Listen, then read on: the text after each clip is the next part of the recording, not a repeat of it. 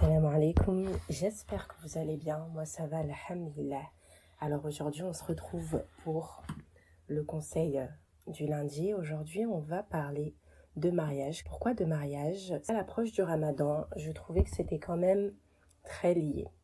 Pourquoi est-ce que c'est lié au ramadan? Je ne sais pas si vous avez remarqué, si vous le remarquez chaque année, mais à l'approche du ramadan, les mariages s'intensifient. Subhanallah, en fait, vous allez voir tous les hommes, les femmes qui vont se remuer et essayer d'organiser leur mariage avant le ramadan. Oui, parce que passer un ramadan à deux, c'est souvent bien plus plaisant que seul. Mais trêve de plaisanterie. Pourquoi? Parce que l'envers du décor, c'est que à l'approche du ramadan, vous avez aussi beaucoup de cœurs qui s'accélèrent. Toutes celles et ceux, et tu en fais peut-être partie, toi qui m'écoutes aujourd'hui, vous qui m'écoutez aujourd'hui, qui espèrent se marier naturellement et soit sont déjà dans un projet de mariage qui dure depuis longtemps et dont ils ne voient pas le bout, ou soit font beaucoup de doigts à Allah pour pouvoir se marier, mais n'en voient pas le bout. L'objet de cet épisode, ça va être de vous dire, à vous qui m'écoutez, de ne pas courir après le mariage. Déjà, qu'est-ce que ça veut dire courir après le mariage? Ça va être plusieurs choses. On va essayer de les lister rapidement et puis par la suite, je vais te partager une vision que j'espère que tu adopteras et qui t'accompagnera dans ton projet de mariage, Inch'Allah. Courir après le mariage, comment est-ce que ça peut se traduire? Peut-être qu'actuellement, tu es dans une situation où tu t'es déjà retrouvé dans une situation où tu as accepté l'inacceptable. Par inacceptable, qu'est-ce que je veux dire?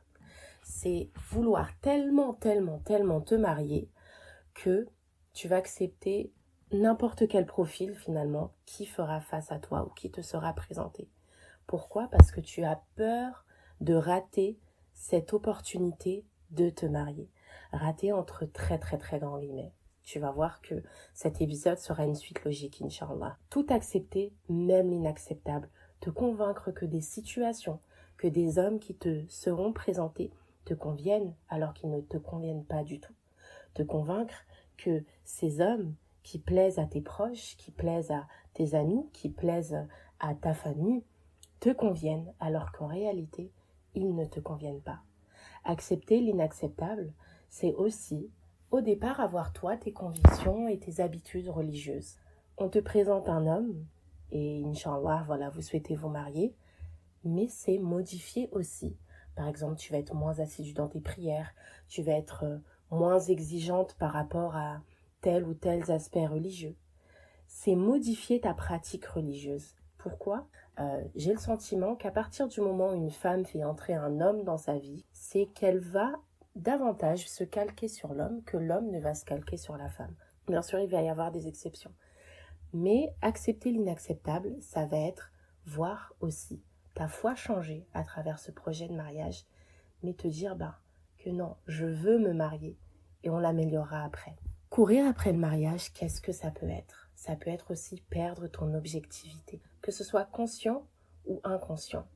Mais tellement vouloir te marier que forcément tu vas oublier les critères que tu avais au départ. Tu vas oublier les règles que tu t'étais fixées au départ. Par exemple, certaines femmes au départ se fixent uniquement des muqabala. Uniquement des muqabala et ne souhaitent pas sortir de ce cadre, masha'Allah. Et puis tu vas voir beaucoup de femmes qui vont changer un petit peu de stratégie.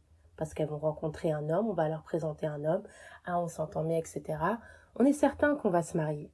Alors on commence à sortir, faire des petites sorties, etc. etc.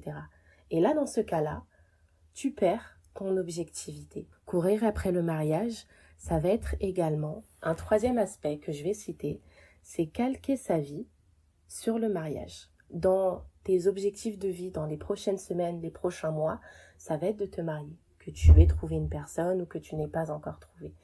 Ça va être par exemple te dire, j'ai prévu de me marier, donc il faut que je sois disponible, au cas où si je me marie. J'ai prévu de me marier, donc je vais choisir tel travail plutôt que celui-ci, au cas où je parviens à me marier. J'ai prévu de me marier, donc je ne vais pas réaliser par exemple ce projet ou qui va m'occuper tel ou tel temps. En fait, ça va être calqué organiser ton quotidien selon ce projet de mariage. Et pourquoi je dis que c'est courir après le mariage? Parce que, en réalité, est-ce que toi comme moi, on a la date fixe à laquelle tu vas te marier? Absolument pas. Il faut être prévoyante, mais est-ce qu'il ne faudrait pas aussi te dire que, quel que soit l'endroit où tu seras, quelles que soient les disponibilités que tu as, quel que soit ce que tu vas faire, si Allah a destiné pour toi le mariage, tu te marieras dans tous les cas. Et ne pas modifier tes projets de vie, ne pas modifier tes ambitions religieuses, tes objectifs, etc. parce que dans 3 mois, dans 6 mois, tu as prévu de te marier. Et c'est vraiment cet extrême-là dont je parle aujourd'hui parce que forcément, oui, il faut être prévoyante. Il y a certaines choses qu'il faut prévoir dans le cas où tu espères te marier prochainement. Oui, mais la prévoyance ne veut pas dire s'arrêter de vivre parce que tu as décidé que dans 3 mois, dans 6 mois, tu vas te marier. Car encore une fois, c'est oublier, c'est perdre son objectivité en oubliant que c'est Allah qui détient absolument toute ta destinée. Et enfin, courir après le mariage. Et je sais que beaucoup de femmes actuellement sont dans cette situation. Courir après le mariage, c'est peut-être aussi vouloir te marier avec un homme qui ne t'est pas destiné. Malheureusement aujourd'hui, et je pense aujourd'hui, mais ça a toujours existé, on va voir beaucoup de cœurs, beaucoup d'hommes et beaucoup de femmes qui souhaitent se marier, mais qui vont rencontrer énormément de barrières car les familles ne le veulent pas. Les familles refusent catégoriquement, quelles que soient les raisons. Des raisons de différence d'origine, pour des différences de caste, d'ethnie, de village, pour des incompatibilités physiques ou des conflits familiaux, peu importe, rencontrer beaucoup de barrières. Donc on va voir beaucoup d'hommes et de femmes qui vont remuer ciel et terre pour pouvoir se marier avec cet homme ou cette femme qu'ils sont convaincus être l'homme ou la femme de leur vie. Mon objectif aujourd'hui, c'est de te dire que parfois il faut savoir se poser. Et c'est pour ça que je fais le lien avec le Ramadan. C'est que là, le Ramadan approche dans quelques jours, Inch'Allah, qu'Allah fasse en sorte qu'on puisse l'atteindre. Mais c'est que beaucoup de cœurs s'affolent à l'approche du Ramadan. C'est peut-être ton cas. Tu espérais pouvoir te marier avant ce Ramadan-là. Et finalement, Allah en a décidé autrement.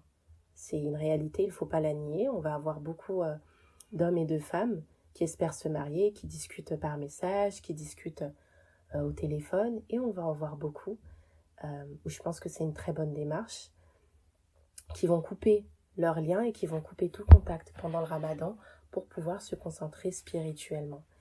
Et c'est principalement à toi qui es dans cette situation, à qui j'aimerais m'adresser aujourd'hui.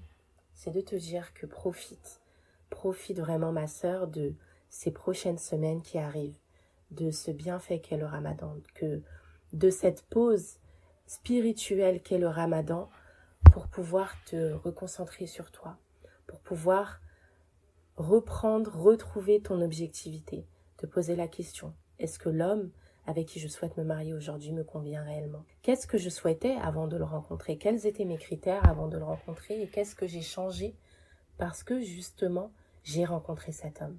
Est-ce que ce projet de mariage m'a éloigné de ma prière? Est-ce que ce projet de mariage m'a fait prendre moins de cours religieux? Est-ce que ce projet de mariage m'a fait beaucoup plus aimer cette dunya que je ne le devrais? Le Ramadan est aussi l'occasion de faire profiter de cette pause dans ton projet de mariage pour pouvoir te recentrer sur toi. Et on en vient à la conclusion de cet épisode, c'est de te dire, ma sœur, qu'en réalité, tu n'as rien à prouver aux hommes, tu n'as rien à prouver à ta famille. Tu n'as pas à prouver à ta famille que tu es prête à te marier. Tu n'as pas à prouver à tes amis que tu es prête à te marier. Tu n'as pas à prouver à cet homme que tu es prête à te marier. Le seul qui doit voir que tu es prête à te marier, ma sœur, c'est Allah. Car en réalité, en courant après le mariage, on oublie le point essentiel. C'est que c'est Allah qui donne. Et que si tu n'es pas marié actuellement, c'est que Allah n'a pas voulu que tu sois marié aujourd'hui. Et je le dis assez durement, mais avec beaucoup de bienveillance. c'est que on en oublie en courant après le mariage que en réalité on ne détient rien.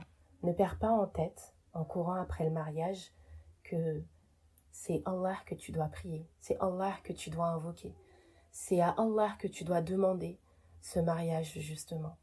Et c'est à Allah que tu dois montrer que tu es prête à réaliser cet acte d'adoration. Voilà l'objectif de cet épisode d'aujourd'hui, de te dire de garder ton cœur calme et apaisé, car tout est écrit. Et en réalité, est-ce que ça n'est pas un peu illogique en réalité de courir après quelque chose qui t'est déjà destiné?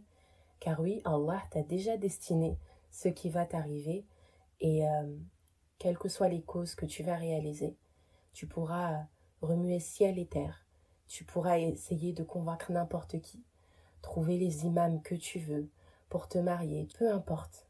Tu pourras te casser la tête, monter haut, en bas, gauche, droite, mais si Allah a décidé que tu te marieras dans 6 mois, dans 1 an, dans 10 ans, tu te marieras. Reste calme, apaisé, n'abandonne pas ta foi pour un homme, n'abandonne pas tes convictions pour un projet de mariage. N'accepte pas l'inacceptable pour pouvoir te marier, car en réalité, c'est à Allah que tu dois montrer que tu es prête. Accroche-toi à ta foi et au moment où ce sera le bon moment, Allah t'accordera ce mariage, Inch'Allah, si c'est ce qui t'est destiné. Bien sûr, il faut faire les causes, continue de faire les causes, mais que ces causes n'entravent pas ton tawakkul, la confiance que tu vas avoir en Allah, et n'entrave pas aussi ta foi. C'est extrêmement important. On va terminer cet épisode en priant pour que toutes les femmes et les hommes qui souhaitent se marier y parviennent et dans les bonnes conditions, et qu'Allah facilite à toutes et tous la voie vers le mariage. Qu'Allah te préserve, ma sœur. Merci pour ce temps partagé avec nous. On espère que tu as passé un bon moment en notre compagnie. Si tu estimes que cet épisode peut être utile à une autre femme, on compte sur toi pour le lui partager. Tu peux également d'ailleurs noter cet épisode sur ta plateforme d'écoute préférée. Ta voix compte. Alors si tu souhaites nous partager une épreuve ou un bonheur qui a marqué ta vie, tu peux nous envoyer ton témoignage par mail ou bien pourquoi pas nous raconter ton histoire de vive voix dans un prochain épisode. Car oui, Nissa Podcast reste la voix des femmes qui s'écoutent et s'entraident. Cet épisode prend fin ici, mais notre relation, ma sœur, continue d'exister. Alors on reste à ton écoute comme toujours. Prends soin de toi et n'oublie surtout pas une chose. Allah est avec toi.